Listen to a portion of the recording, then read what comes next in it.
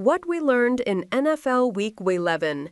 Eagles defense takes over. Broncos make a statement. Drama isn't the only thing the Philadelphia Eagles specialize in. They win, too.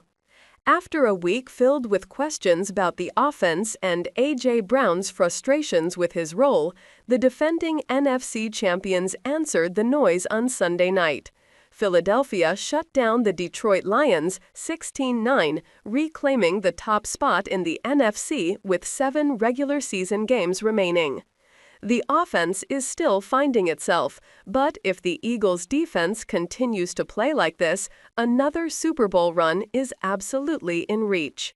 Meanwhile, their opponent from last February, the Kansas City Chiefs, are staring at a much tougher road. At 5-5, simply making the postseason is no guarantee. That's because the AFC's new top dog may have already emerged, and it's not even Thanksgiving. Sean Payton's red-hot Denver Broncos, now riding the league's longest win streak at 8 games, took control of the AFC West with a 22-19 win over the Chiefs. Kansas City has won the division every year since 2016, but that run is on the verge of ending. If you want to be the best, you gotta beat the best, quarterback Bo Nix said. If you're scared, go to church.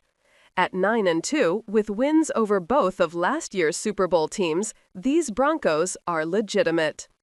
In the NFC West showdown, the Los Angeles Rams picked off Sam Darnold 4 times in a 21-19 win over the Seattle Seahawks.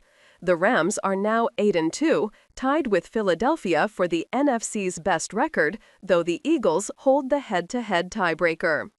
Just behind them sit the surprising Chicago Bears. Their 19-17 win over the Minnesota Vikings marked their 5th fourth-quarter comeback of the season, tying a franchise record.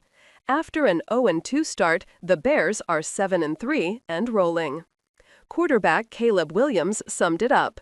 It doesn't matter when, how, or who. We've got the guys, and we've got the coaches. Minnesota dropped to 4-6 as J.J. McCarthy's struggles continued. Elsewhere in the NFC North, the Green Bay Packers held off the New York Giants 27-20 thanks to 2 touchdowns from Christian Watson. In the AFC South, the Houston Texans continue to fight without C.J. Stroud, climbing back to 5-5 after a 16-13 win over the Titans. With 2 games left against the Colts, the division is still within reach. Carolina's Bryce Young delivered his best game as a pro, throwing for a franchise record 448 yards and 3 touchdowns with no picks in a 30-27 overtime win over the Falcons.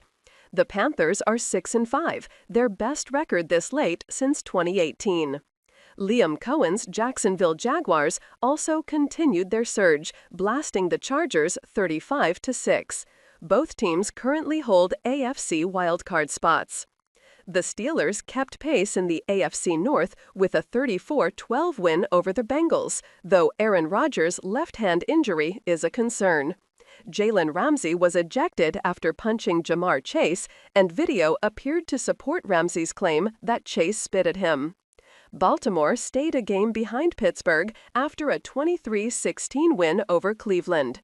Myles Garrett continued his historic dominance, becoming the first player ever with 12+ sacks in 6 straight seasons. The 49ers rolled the Cardinals 41-22 behind 3 touchdowns from Christian McCaffrey.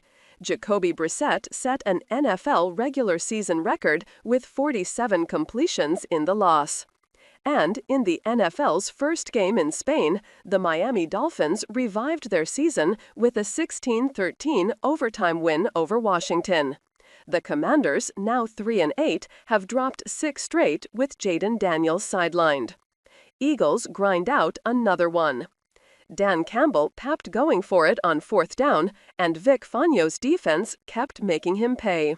The Eagles put together their best defensive performance of the season, holding Detroit to 3 for 13 on 3rd down and 0 for 5 on 4th. Jared Goff had one of his roughest outings in years, finishing 14 for 37 with 255 yards, a touchdown, and a pick. Outside a few big plays from Jamison Williams and Jahmyr Gibbs, the Lions' offense never found rhythm. At 6-4, Detroit is currently outside the playoff picture. New blood at the top of the AFC West. For the first time since the Alex Smith era, the AFC West may no longer run through Kansas City. The Chiefs are at 500 through 10 games for the first time since 2015, have never trailed by this many games, and are 0-5 in one-score contests, after going 12-0 last year. It's going to be tough to get back in the division race, Patrick Mahomes said. The goal now is to get in the playoffs and try to make a run. The Broncos are the opposite story, clutch, confident, and explosive when it counts. Bo Nix delivered again on Sunday, hitting Tony Franklin for a 32-yard strike in the final minute, setting up Will Lutz's game winner.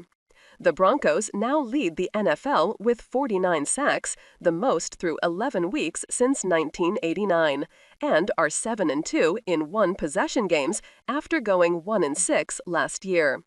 Rams lead the NFC West. Despite 4 turnovers from Darnold, Seattle still nearly won, but Jason Myers' 61-yard attempt sailed right. The Rams' early 14-3 lead and a brilliant punt down at the 1 were the difference. Their young defense, allowing the second fewest points in the league, has fueled a 5-game win streak. The division remains tight, with the Rams at 8-2, the Seahawks 7-3, and the 49ers heating up at 7-4. Should we feel better about the Bills? Josh Allen turned in another superhero performance in a 44-32 win over the Bucs, becoming just the third QB in history with 3 passing and 3 rushing touchdowns in the same game. He now owns 2 of those performances. Otto Graham has the other. But Buffalo's run defense issues remain glaring after allowing 202 rushing yards. The NFC South race also tightened, with Tampa Bay at 6-4 and Carolina at 6-5, winners of 5 of their last 7.